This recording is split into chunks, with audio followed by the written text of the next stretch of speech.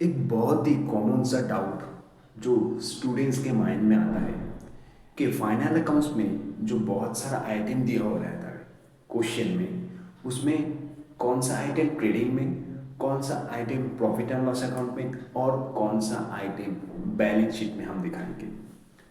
तो इसको सही से करने का एक ही वे है, that is by way of understanding. यानी कि अगर हम ट्रेडिंग अकाउंट ड्रॉ कर रहे हैं तो उसके डेबिट साइड में सारा जो डायरेक्ट एक्सपेंसेस है, यानी कि direct to related to production या फिर परचेस, वही लिखेंगे। और ट्रेडिंग अकाउंट के क्रेडिट साइड में हम डायरेक्ट इनकम लिखेंगे।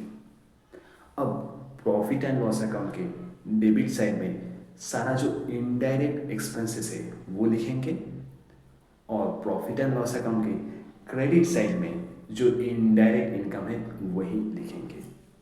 और बाद बाकी सारा चीज़ बैलेंस शीट में या तो एसेट या फिर लायबिलिटीज में जाएगा। अब एसेट क्या है? Asset is basically nothing but out of which we will get future economic benefit, यानी कि जिससे हम बाद में इकोनॉमिक बेनिफिट अपने को मिलेगा, दैट इज एन एसेट। और लायबिलिटीज क्या है? जो फ्यूचर में अपने को पे करना है, दैट इज अ लायबिलिटी। अब इसको एग्जाम्पल के जरिए आइए समझते हैं।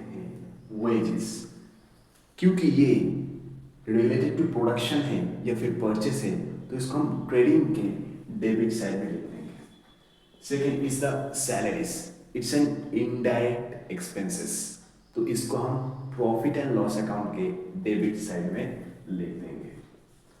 Third is the carriage inward, basically it is related to purchase only, so it's a direct expenses, तो ट्रेडिंग अकाउंट के डेबिट साइड में इसको लिख देंगे।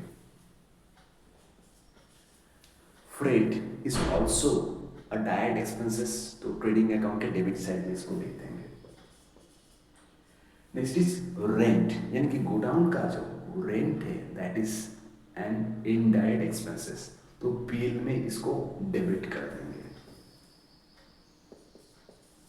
Commission receipt, so basically commission receipt is an income. अब ये डायरेक्ट इनकम नहीं है, तो इसको कहाँ पे लिखेंगे? ऑब्वियसली पीएल के क्रेडिट साइड में लिखेंगे। क्रेडिट क्यों? बिकॉज ये इनकम है, तो इसको पीएल में क्रेडिट कर देंगे। Next is the debtors. अब डेटर्स मतलब क्या?